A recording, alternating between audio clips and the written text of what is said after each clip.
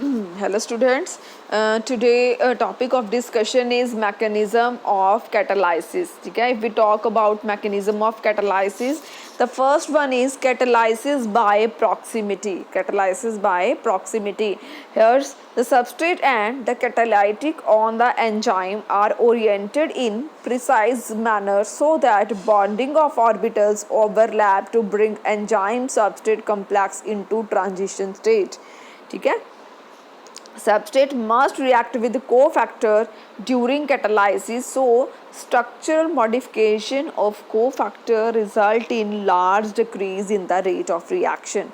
ठीक है, बेसिकली ये होता क्या है, ये क्या कह रहे हैं, कैटालाइसिस बाय प्रॉक्सिमिटी का मतलब होता है कि मान लीजिए आपके पास कोई सबस्ट्रेट है, ठीक है, तो यहाँ पे आपके पास कोई एंजाइम है, ठीक है, तो एंजाइम के साथ एक कोफैक्टर भी होता है, ठीक है, एंजाइम के साथ एक कोफैक्टर भी होता है, या मान लीजिए कोफैक्टर जो है वो यहाँ पे अटैच है, दिस इज़ कोफैक्टर, ठीक है, अच्छे से ड्रॉ करते हैं हम इसको, this is substrate, this is enzyme, here is a cofactor. ठीक है, ठीक है, तो कैटालाइसिस बाय प्रॉक्सिमिटी का मतलब ये है कि जब भी सबस्ट्रेट का एंजाइम के साथ बॉन्ड बनेगा, ठीक है, तो उसका बॉन्ड जो ऐसे बनना चाहिए कि ऐसे बनना चाहिए कि दोनों की जो ऑर्बिटल्स हैं, यहाँ पे जो इसके ऑर्बिटल्स हैं, यहाँ पे जो इसके ऑर्बिटल्स हैं, वो इस कदर ओवरलैप करें कि जो कॉम्प्लेक्स है वो बहुत स्टेबल कॉम्प्लेक्स बने, ठीक है, स्टेबल कॉम्प्लेक्स बने सबस्ट्रेट एंड एंजाइम का, ठीक है, सबस्ट्रेट एंड एंजाइम का जो कॉम्प्लेक्स है वो बहुत स्टेबल कॉम्प्लेक्स बने, क्योंकि वो ये कह रहे हैं कि जब एंजाइम सबस्ट्रेट के साथ बाइंड करेगा तो इसके यहाँ पे जो ऑर्बिटल्स हैं, इसके यहाँ पे जो ऑर्बिटल्स हैं, वो दोनों की ओवरलैपिंग अच्छी होनी चाहिए, सो दैट ओवरलैपिंग अच्छी होगी तो एंजाइम एंड सबस्ट्रेट का जो कॉम्प्लेक्स है वो बहुत स्ट्रॉन्ग बनेगा, ठीक है, बहुत अच्छा बनेगा, उससे जो दोनों के रिएक्शंस है वो बहुत अच्छी होंगी, ठीक है, तो एंजाइम सबस्ट्रेट का कॉम्प्लेक्स जो है वो अच्छा बनने से प्रोडक्ट जो है वो भी अच्छे बनेंगे, क्योंकि एंजाइम जो है वो रिएक्ट करवाएगा सबस्ट्रेट को आगे जाके, ठीक है, तो इसीलिए ये कह रहे हैं कि एंजाइम एंड सबस्ट्रेट के जो दोनों ऑर्बिटल्स हैं they should be overlap with each other so that enzyme and substrate का कॉम्प्लेक्स जो है वो फॉर्म हो जाए, ठीक है, ऐसा ना हो कि वो फिट नहीं हुआ तो एंजाइम सबस्ट्रेट का कॉम्प्लेक्स जो है वो फॉर्म नहीं होगा तो रिएक्शन भी प्रोडक्ट भी नहीं बनेंगे, ठीक है। सेकंड इसमें ये कह रहे हैं कि जब किसी सबस्ट्रेट के ऊपर एंजाइम आके लगता है तो साथ में एक कोफैक्टर भी होता है, ठीक है, तो कोफैक्टर जो है वही डिसाइड करता है कि जो एंजाइम है वो सबस्ट्रेट के साथ बाइंड होगा या नहीं होगा, ठीक है, कभी कभी क्या होता है, ठीक है, डिसाइड कैसे करता है वो, ठीक है, मान लीजिए आपकी बॉडी में कोई रिएक्शन जो है वो चल रही है, उसमें ये वाला एंजाइम इन्वॉल्व है, ठीक है, बट आपकी बॉडी में वो रिएक्शन चल रही है, जो प्रोडक्ट बन रहा है वो एक्सेस में बन गया, तो आपकी बॉडी आपको मैसेज भेजती है कि बहुत सारा प्रोडक्ट बन चुका है, अब और नहीं बनाना, ठीक है, तो कोफैक्टर जो है वो क्या करता है, वो अपनी शेप चेंज कर लेता है, वो अपनी शेप ऐसे चेंज कर लेगा सो दैट वो एंजाइम और सबस्ट्रेट का जो कॉम्प्लेक्स है वो फॉर्म ही ना होए, अगर फॉर्म नहीं होगा तो प्रोडक्ट भी नहीं बनेंगे, बट जब ये प्रोडक्ट का जो प्रोडक्ट है वो कम हो जाएंगे, उसका कंसंट्रेशन जो है वो कम हो जाएगा, जब और प्रोडक्ट की ज़रूरत पड़ेगी तब ये अपनी शेप फिर से एक्वायर कर लेगा so that substrate and enzyme का जो कॉम्प्लेक्स है वो फॉर्म हो जाए और प्रोडक्ट फॉर्म हो जाए, ठीक है, तो इसका मतलब क्या है कि जो कोफैक्टर जो होते हैं वो एंजाइम के साथ अटैच होते हैं, ठीक है, ये क्या करते हैं, ये डिसाइड करते हैं कि एंजाइम जो है वो सबस्ट्रेट के साथ बाइंड होगा या नहीं होगा, ठीक है, जब भी रिक्वायरमेंट होती है तो ये अपनी शेप इस कदर चेंज कर लेते हैं so that enzyme and substrate का कॉम्प्लेक्स जो है वो बन जाए।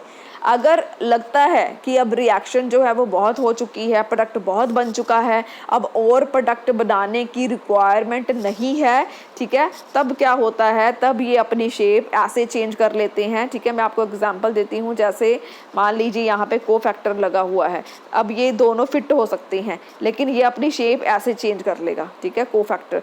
तो ये क्या होगा, एंजाइम सबस्ट्रेट का कॉम्प्लेक्स नहीं फॉर्म होगा और प्रोडक्ट भी नहीं बन सकते। This is catalysis by proximity, ठीक है। Next is acid base catalysis. Acid base catalysis, there are of two types, these are of two types, specific acid base catalysis, general acid base catalysis, ठीक है। Acid base catalysis क्या होता है, ठीक है, वो एंजाइम जो H positive and OH negative के साथ रन करते हैं, ठीक है। कभी कभी क्या होता है, ऐसी रिएक्शंस होती हैं जिसमें H पॉजिटिव इन्वॉल्व होते हैं या फिर OH नेगेटिव इन्वॉल्व होते हैं, तो जो उसमें एंजाइम इन्वॉल्व होते हैं वो भी अगर H पॉजिटिव उसके पास चला जाए तो वो एक्टिवेट हो जाते हैं, अगर H पॉजिटिव बाहर निकल जाए तो वो डीएक्टिवेट हो जाते हैं। इसको बोलते हैं एसिड बेस कैटालाइसिस, ठीक है। The rate of reaction is catalysed by H positive and OH, ठीक है। तो जो रेट ऑफ रिएक्शन है वो डिपेंड किस पे करता है, एसिड बेस कैटालाइसिस में H positive and OH negative में। ऑब्वियसली अगर एसिड बेस कैटालाइसिस है तो एसिड बेस का मतलब होता है H पॉजिटिव और OH नेगेटिव, तो रेट ऑफ रिएक्शन जो है वो किस पे डिपेंड करेगा, H पॉजिटिव के ऊपर और या फिर OH नेगेटिव के ऊपर, ठीक है। तो रेट ऑफ रिएक्शन जो है वो directly proportional to the concentration of acid, ठीक है, directly proportional to the concentration of acid.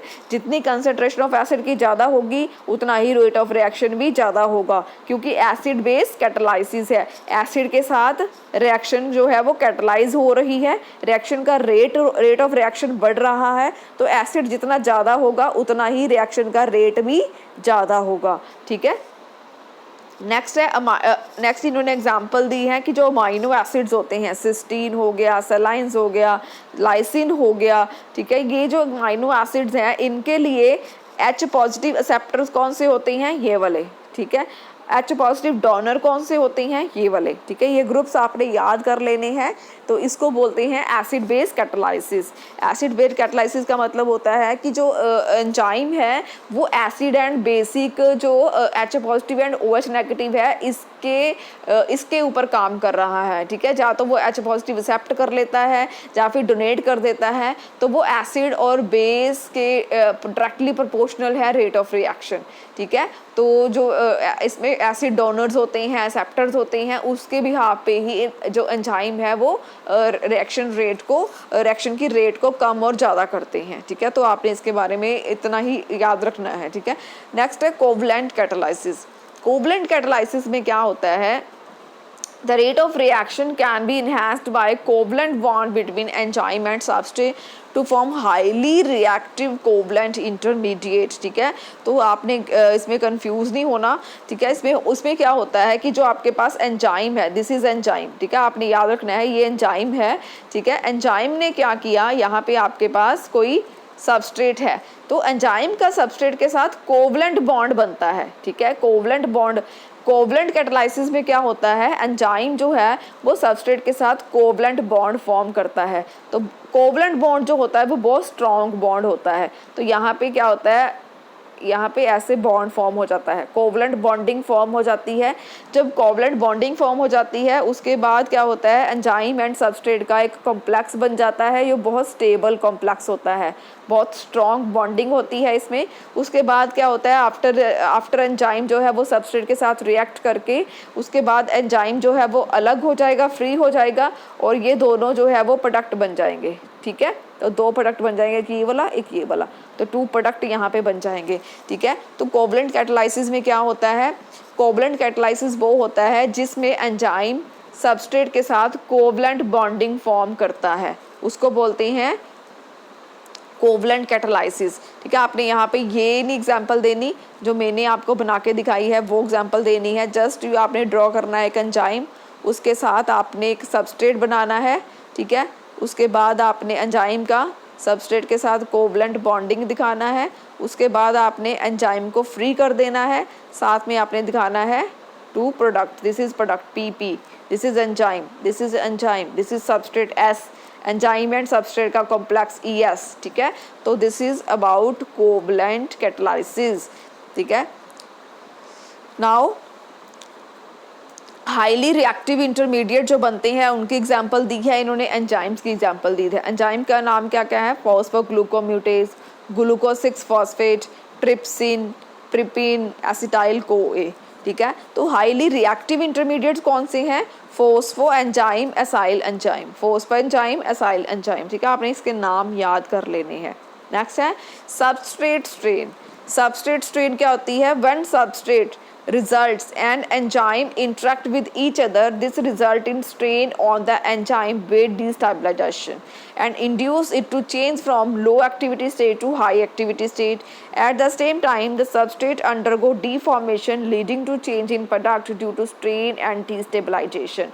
substrate strain होती है कि जब कोई एंजाइम किसी सबस्ट्रेट के साथ रिएक्ट करता है, ठीक है, सबस्ट्रेट के साथ रिएक्ट करता है तो वो सबस्ट्रेट को डीस्टेबलाइज कर देता है। क्यों, क्योंकि वो इसके साथ बॉन्ड फॉर्म कर लेता है, ठीक है। तो बॉन्ड, जब सबस्ट्रेट का बॉन्ड फॉर्म हो जाता है एंजाइम के साथ, तो सबस्ट्रेट के जो स्ट्रक्चर होती है वो भी चेंज होने लग जाती है। यहाँ पे जैसे ये राउंड है, क्या पता वो इसके साथ बॉन्ड बनाने के बाद ऐसी हो जाए, ठीक है, ऐसे ही उसकी शक्ल चेंज हो जाए, शेप चेंज हो जाए। तो सबस्ट्रेट के ऊपर स्ट्रेन पड़ जाता है। स्ट्रेन मतलब टेंशन, टेंशन मतलब जब इसके ऊपर स्ट्रेन पड़ जाएगा, टेंशन पड़ जाएगी तो ये डीस्टेबलाइज हो जाता है, ठीक है। सबस्ट्रेट क्या हो जाएगा, डीस्टेबलाइज, क्योंकि इसकी स्टेबलाइजेशन खत्म हो जाएगी। जब ये डीस्टेबलाइज हो जाएगा, डीस्टेबलाइजेशन के बाद it's convert into the product, ठीक है। प्रोडक्ट जो होते हैं वो स्टेबल होते हैं, ठीक है।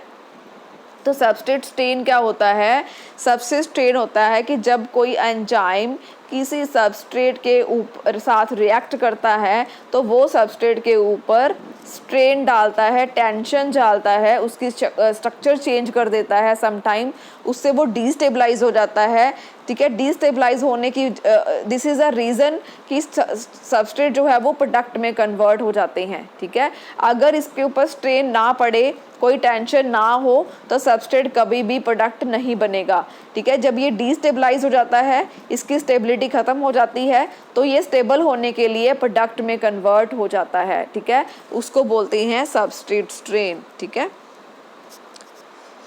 नेक्स्ट है फैक्टर अफेक्टिंग एंजाइम एक्टिविटी, ठीक है। अब आपकी बॉडी में बहुत सारी रिएक्शन चलती रहती हैं, ठीक है, तो उसमें एंजाइम्स इन्वॉल्व होते हैं, ठीक है। तो आज हम देखेंगे कि ऐसे कौन से फैक्टर्स हैं जो इस एंजाइम की एक्टिविटी को इन्फ्लुएंस करते हैं, ठीक है, इन्फ्लुएंस करते हैं। First is when the concentration of enzyme is kept constant, the concentration of substrate increase, the rate of the reaction, here is a rate of the reaction also increase but up to limited range, ठीक है, up to limited range, ठीक है। इसका मतलब क्या है कि अगर आपके पास कोई सबस्ट्रेट है, ठीक है, सबस्ट्रेट के साथ आपके पास एंजाइम है, ठीक है, आपके पास एंजाइम जो है वो कांस्टेंट है, उसकी कंसंट्रेशन, अगर उसके 100 एंजाइम है तो आपने 100 ही रखने हैं, कांस्टेंट रखना है आपने। बट आपने सबस्ट्रेट के भी 100 थे, आपने इसको 200 कर दिया, इसकी कंसंट्रेशन बढ़ा दी। जब आप सबस्ट्रेट की कंसंट्रेशन बढ़ाते हैं बट एंजाइम की कंसंट्रेशन कांस्टेंट रखते हैं, ठीक है, इसकी नहीं बढ़ाते, तो उससे क्या होता है, उससे जो आपका रेट ऑफ रिएक्शन जो है वो बढ़ना स्टार्ट हो जाता है, वो इंक्रीज होता है। But up to certain range, ठीक है। उसके बाद क्या होगा, जैसे आपके पास 100 एंजाइम है, आपके सबस्ट्रेट जो है वो भी 100 है, 100 का 100 सबके साथ रिएक्ट कर गया, प्रोडक्ट बन गया। थोड़े से एंजाइम फ्री हो जाएंगे, 50 फ्री हो गए, फिर आपने और सबसे डाल दिया, फिर वो 50 उसके साथ रिएक्ट कर गए, ठीक है।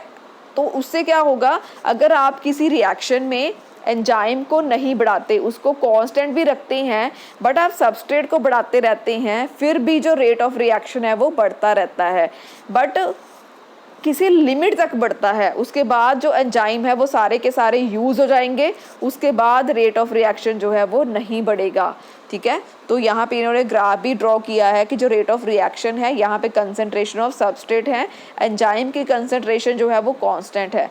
जब आप सबस्ट्रेट की कंसंट्रेशन इंक्रीज करते हैं ठीक है, रेट ऑफ रिएक्शन भी इंक्रीज होता है। कंसंट्रेशन इंक्रीज की, रेट ऑफ रिएक्शन भी इंक्रीज हो गया, कंसंट्रेशन इंक्रीज की, रेट ऑफ रिएक्शन भी इंक्रीज हो गया। बट यहाँ पे जाके क्या होगा, थोड़े टाइम के बाद वो स्टेबल हो जाएगा। उसके बाद आप जितना मर्जी कंसंट्रेशन इंक्रीज कर दो बट रेट ऑफ रिएक्शन जो है वो स्टेबल हो जाएगा, उसके बाद रेट ऑफ रिएक्शन नहीं बढ़ेगा। ठीक है, नेक्स्ट है एंजाइम कंसंट्रेशन। ये क्या था, ये सबस्ट्रेट कंसंट्रेशन।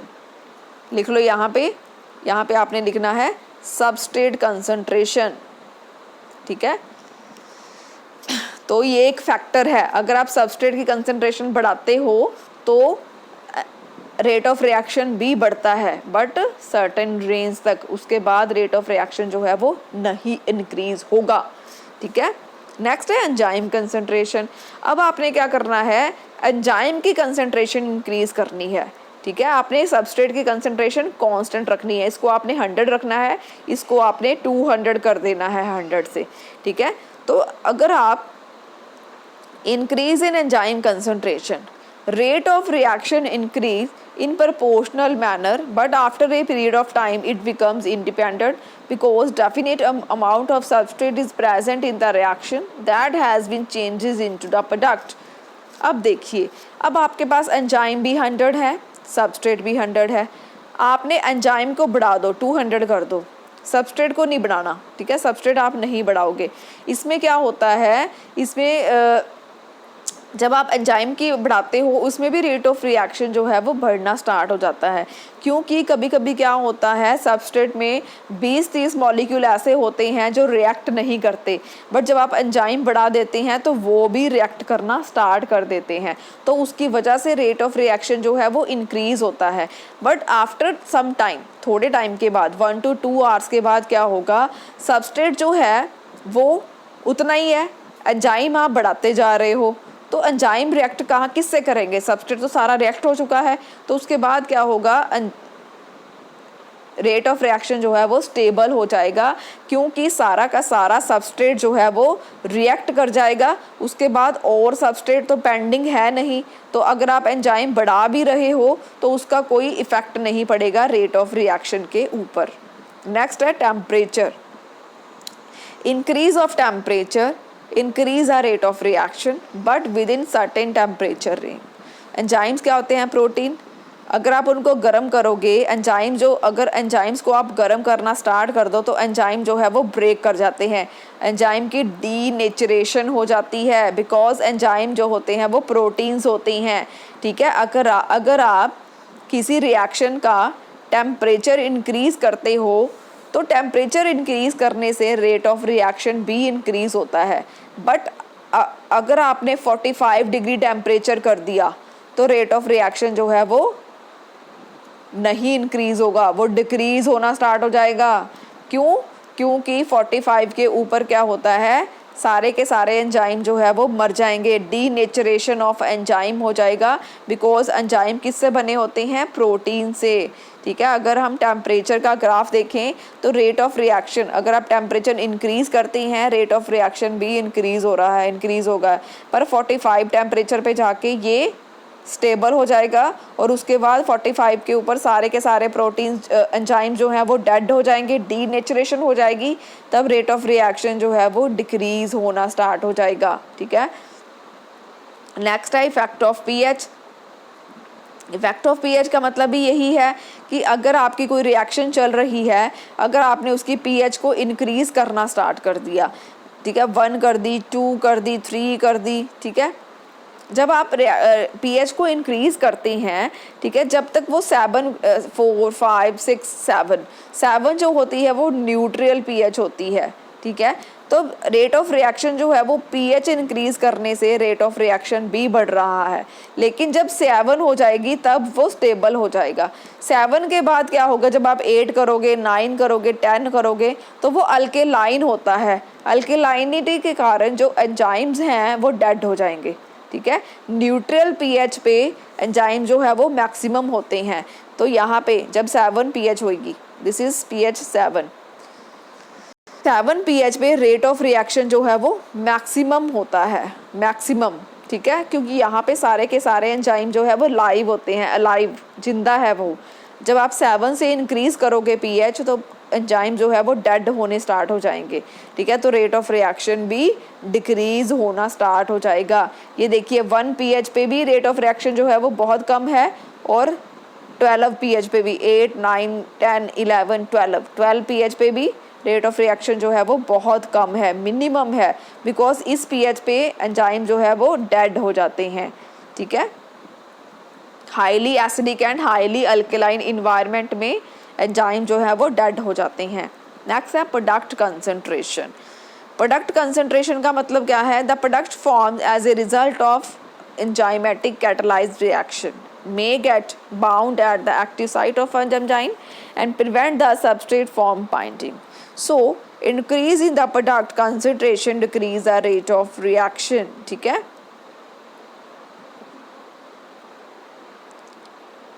अब प्रोडक्ट कंसंट्रेशन का मतलब क्या है कि मान लीजिए कोई रिएक्शन चल रही है, सबस्ट्रेट एंजाइम के साथ रिएक्ट करता है, प्रोडक्ट बन रहे हैं, आपने प्रोडक्ट को बढ़ा दिया, प्रोडक्ट की कंसंट्रेशन बढ़ा दी।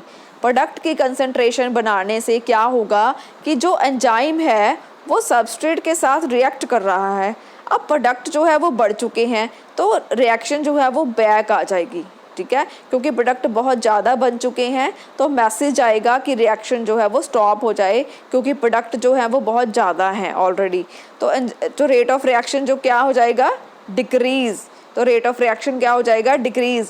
तो अगर आप प्रोडक्ट की कंसंट्रेशन बढ़ाते हैं तो उससे क्या होगा? प्रोडक्ट की अमाउंट बढ़ जाएगी। अमाउंट बढ़ने से सबस्ट्रेट एंड एंजाइम का जो कॉम्प्लेक्स है वो फॉर्म नहीं होगा, बिकॉज ऑलरेडी प्रोडक्ट बहुत ज़्यादा है, तो रिएक्शन जो है वो बैक आ जाती है। That's why rate of reaction जो है वो डिक्रीज़ हो जाता है, ठीक है। रेट ऑफ रिएक्शन जो है वो डिक्रीज़ हो जाता है। नेक्स्ट है influence of activation and inhibitors. Influence of activation and inhibitors. Molecules that enhance the rate of reaction are called enzyme activation. ऐसे मॉलिक्यूल्स जो रेट ऑफ रिएक्शन को इंक्रीज करते हैं, एनहांस करते हैं, उनको बोलते हैं एंजाइम एक्टिवेशन, ठीक है। These activators bind to the enzyme allosteric site and modify the shape of enzyme, resulting in change of activity. Example is magnesium, zinc, calcium, sodium and potassium. होता क्या है? ये कोई एंजाइम है, ठीक है, जो मैग्नीशियम है, जिंक है, कैल्शियम है, सोडियम है, पोटाशियम है। यहाँ पे एक होती है एलोस्टेरिक साइट, एलोस्टेरिक साइट। ये जो होती है ये यहाँ पे जाके अटैच हो जाते हैं, ठीक है। अटैच होने के बाद ये एंजाइम को एक्टिवेट कर देते हैं, ठीक है। इस कदर एक्टिवेट करते हैं सो दैट एंजाइम जो है वो किसी सबस्ट्रेट के साथ जल्दी से रिएक्ट कर जाए और प्रोडक्ट बन जाए, ठीक है। इनको बोलते हैं enzyme activators.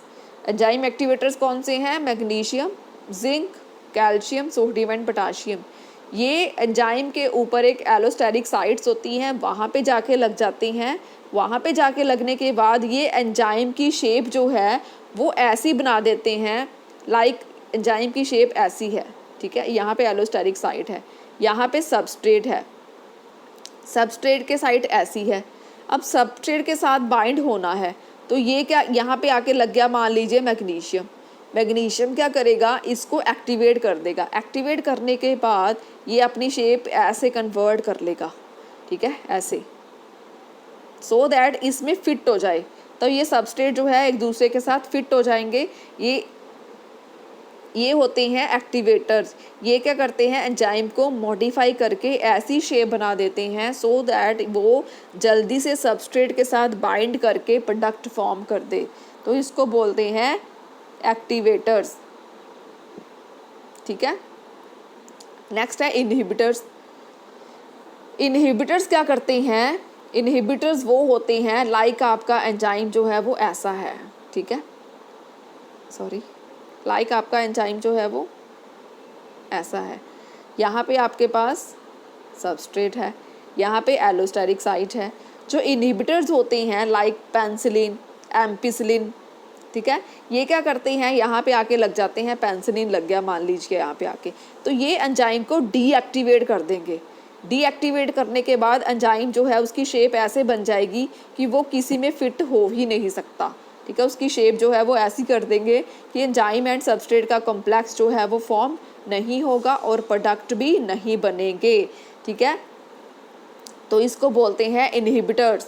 Example of inhibitors क्या क्या हैं? Penicillin and ampicillin. ये क्या करते हैं? ये हमारी बॉडी में जब बैक्टीरिया की सेल वॉल्स, हमारी बॉडी में सेल वॉल का सिंथेसिस होता है, उसमें पेनिसिलिन एम्पिसिलिन जो है वो इंटरफेयर करते हैं। तो ये क्या क्या हैं? इनहिबिटर्स। ठीक है, नेक्स्ट है मैकेलिस मेंटेन इक्वेशन, ये हम नेक्स्ट लेक्चर में डिस्कस करेंगे।